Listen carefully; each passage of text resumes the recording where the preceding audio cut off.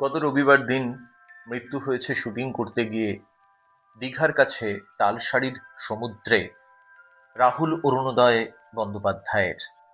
এবং তার মৃত্যু নাড়িয়ে দিয়েছে বাংলার টলিউড ফিল্ম ইন্ডাস্ট্রিকে, এমনকি সাধারণ মানুষকে। রাত জেগেছেন তারা।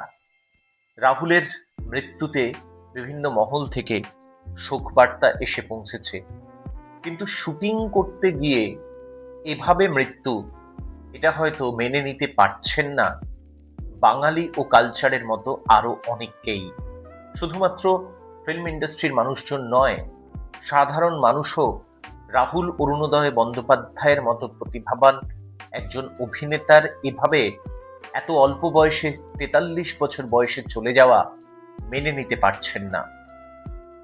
বাঙালি ও কালচারের তরফে, রণজয় মুখোপাধ্যায়ের তরফে আমাদেরও এই প্ল্যাটফর্ম থেকে অনেকগুলো প্রশ্ন সামনে রয়েছে, যে প্রশ্নগুলোর যদি সঠিকভাবে উত্তর মেলে, পুলিশ প্রশাসন তদন্ত করছে, নিশ্চয়ই উচ্চ পর্যায়ের তদন্ত হবে।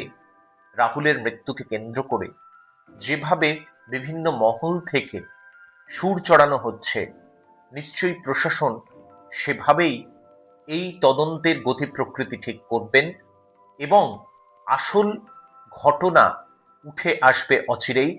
এটা আমাদের প্রত্যাশা, এটাই আমাদের এক এবং একমাত্র দাবি বলা যেতে পারে। প্রথমেই বেশ কিছু প্রশ্ন বাঙালি ও কালচারের তরফ থেকে। লাইফ জ্যাকেট, লাইফ বোটের মতো কোনো নিরাপত্তার ব্যবস্থা ছাড়া কিভাবে সমুদ্রের মধ্যে শুটিং সম্ভব? তালসারির যে থানা রয়েছে, পুলিশ স্টেশন রয়েছে, যে উপকূলরক্ষী বাহিনী রয়েছে, এমনকি মৎস্যজীবী সমবায় সমিতির কোনোটারই অনুমতি নেওয়া হয়নি এক্ষেত্রে শুটিং করার জন্য। আউটডোর যে কোনো রকমের শুটিং এর জন্য এই ধরনের জায়গাগুলোর তরফে আগাম অনুমতির প্রয়োজন, যেটা শুটিং এর জন্য অন্যতম নিয়ম বা বিধি বলা যেতে পারে।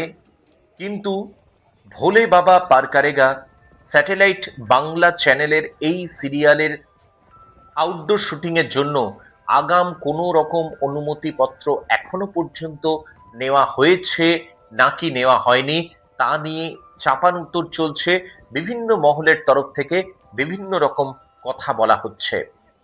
স্থানীয়ভাবে যেই সমস্ত মানুষ প্রশিক্ষিত সমুদ্র সম্পর্কিত বিষয়, যেখানে স্পেশালাইজড নুলিয়া রয়েছে, কেন শুটিং করবার সময় তাদের সাহায্য নেওয়া হলো না? ড্রোন উড়িয়ে শুটিং হচ্ছে, সমুদ্রের মধ্যে নায়ক নায়িকা রয়েছেন, অথচ প্রশিক্ষিত নুলিয়াদের যদি সাহায্য নেওয়া হতো তাহলে এরকম বিপদ যে সহজেই এড়ানো যেত, এ কথা সকলেই মানছেন। রাহুল কতক্ষণ সমুদ্রের মধ্যে পড়েছিলেন, কতক্ষণ জলের গভীরে ডুবেছিলেন তিনি, সেটা নিয়েও ধোঁয়াশা তৈরি হয়েছে বিভিন্ন মহলের তরফ থেকে বিভিন্ন রকমের সময় বলার জন্য।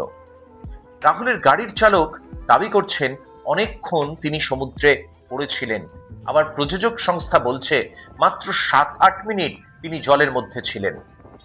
রাহুল অরুণোদয়ের মৃত্যু নিয়ে নানা মহলের কেন রাহুল আরো কয়েকটি শট নিতে চায়, সে কারণেই রাহুল এবং তার নায়িকা সমুদ্রে ছিল, জানিয়েছেন লীনা দেবী। বিকেল ৫:৩০ নাগাদ রবিবার দিন এই দুর্ঘটনা।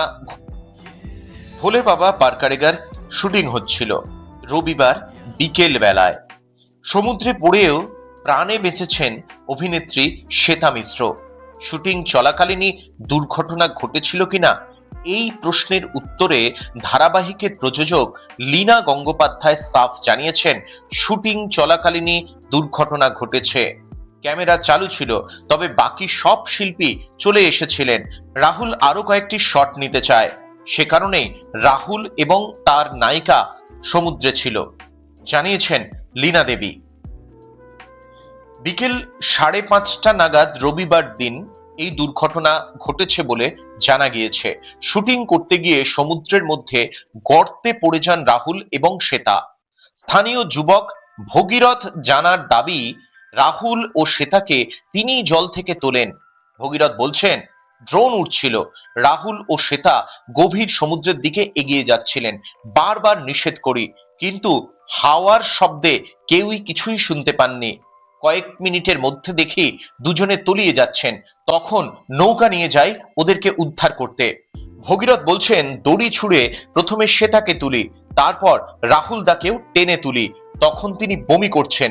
পরে তাকে বাকিরা হাসপাতালে নিয়ে যায়, জানিয়েছেন স্থানীয় যুবক ভগীরথ জানা।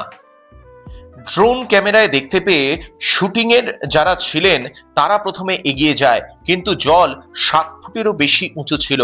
তখন মৎস্যজীবীরা গিয়ে দুজনকে টেনে তোলে। তখনও অভিনেতা জীবিত। তালসারীর ওই নির্দিষ্ট এলাকায় কমার্শিয়াল শুটিং এর জন্য কোনো রকম অনুমতি দেওয়া হয় না। এক্ষেত্রেও অনুমতি দেওয়া হয়নি বলে প্রশাসনের কাছ থেকে জবাব মিলেছে।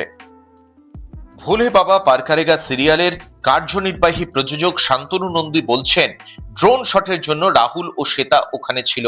ঢেউয়ের ধাক্কায় ওরা কিছুটা এগিয়ে যায়। প্রথমে শ্বেতা জলে পড়ে যায়, পরে রাহুল। এদিকে রাহুলের গাড়ির চালক বাবলু দাস বলছেন, জোয়ারের স্রোত ছিল। শুটিং ইউনিটের 6-7 জন জলে লাফিয়ে যায়। শ্বেতা উঠে এসেছিল, কিন্তু দাদাকে উদ্ধার করতে অনেকটা দেরি হয়ে যায়। এদিকে প্রযোজক শান্তনু নন্দী এটাও বলছেন, ওদের জলে যাওয়া, পড়ে যাওয়া এবং উদ্ধার করা পুরোটাই 7-8 মিনিটের মধ্যে হয়েছে। অত্যন্ত গুরুত্বপূর্ণ স্টেটমেন্ট শান্তনুর। এদিকে তালসারী মৎস্যজীবী সমবায়ের তরফ থেকে বলা হচ্ছে, ওখানে সমুদ্রে কোথায় কিভাবে বিপদ লুকিয়ে রয়েছে সেটার খুঁটিনাটি শুধুমাত্র আমরাই বুঝি, কিন্তু আমাদের কোনো রকম সহযোগিতা চাওয়া হয়নি শুটিং পার্টির তরফ থেকে। আমরা যদি গাইড করতাম, নুলিয়ারা যদি গাইড করত, তাহলে এই দুর্ঘটনা ঘটতো না, পরিষ্কার জানিয়েছেন মৎস্যজীবী সমবায়ের মানুষজন। অভিনেতার মৃত্যুর পর ময়নাতদন্ত হয়েছে, তার প্রাথমিক রিপোর্ট বেরিয়েছে এবং প্রাথমিক রিপোর্ট অনুযায়ী যা জানা যাচ্ছে, রাহুলের ফুসফুসে প্রচুর বালি ও জল মিলেছে। ফুসফুসের ওজন প্রায় দ্বিগুণ হয়ে গিয়েছিল। ফুসফুস ও শ্বাসনালীতে বালি মিশ্রিত জল জমে যাওয়ার জেরে হার্ট অ্যাটাক হয়েছে রাহুল অরুণোদয় বন্দ্যোপাধ্যায়ের। যে পরিমাণ বালি ঢুকেছে শরীরে, তাতে প্রাথমিক তদন্তে অনুমান দীর্ঘ সময় জলে ছিলেন রাহুল। অর্থাৎ কার্যনির্বাহী প্রযোজক শান্তনু নন্দীর যে 7-8 মিনিটের মধ্যে সম্পূর্ণ ঘটনা ঘটেছে, সেই তত্ত্ব সম্পূর্ণ খারিজ হয়ে গিয়েছে প্রাথমিক পোস্টমর্টেম রিপোর্টে। মানবাধিকার সংগঠন এপিডিআর ঘটনার নিরপেক্ষ তদন্তের স্বার্থে রাজ্য মহিলা কমিশনের চেয়ারম্যান পদ থেকে লীনা গঙ্গোপাধ্যায়ের ইস্তফা দাবি করেছে। প্রযোজনা সংস্থা এবং সংশ্লিষ্ট চ্যানেলের বিরুদ্ধে খুনের অভিযোগে এফআইআর দায়েরের দাবি তুলেছে অল ইন্ডিয়ান সিনে ওয়ার্কার্স অ্যাসোসিয়েশন। রাহুলের পরিবারকে 1 কোটি টাকা ক্ষতিপূরণের দাবিও তুলেছে তারা। ময়নাতদন্তের পর দীঘা থেকে যখন রাহুলের দেহ কলকাতায় বিজয়গড়ে তার বাড়িতে নিয়ে আসা হলো, সেখানে হাজার হাজার মানুষ শোকের ছায়া বিজয়গড় জুড়ে। অভিনেতাকে শেষবারের জন্য, একটিবারের জন্য দেখার জন্য, তাকে শ্রদ্ধা ভালোবাসা জানানোর জন্য তার প্রচুর অনুরাগী, ফ্যান ফলোয়ার্স, নিকটাত্মীয়, বন্ধু বান্ধব, পরিজন তারা সামিল হয়েছিলেন রাহুল অরুণোদয় বন্দ্যোপাধ্যায়ের শেষ যাত্রায়। বাঙালি ও কালচারের তরফ থেকে, রণজয় মুখোপাধ্যায়ের তরফ থেকে বেশ কিছু প্রশ্ন আমরা সামনে রাখলাম। আশা করছি অভিনেতা রাহুল অরুণোদয় বন্দ্যোপাধ্যায়ের মৃত্যুর উপযুক্ত তদন্ত করবে প্রশাসন।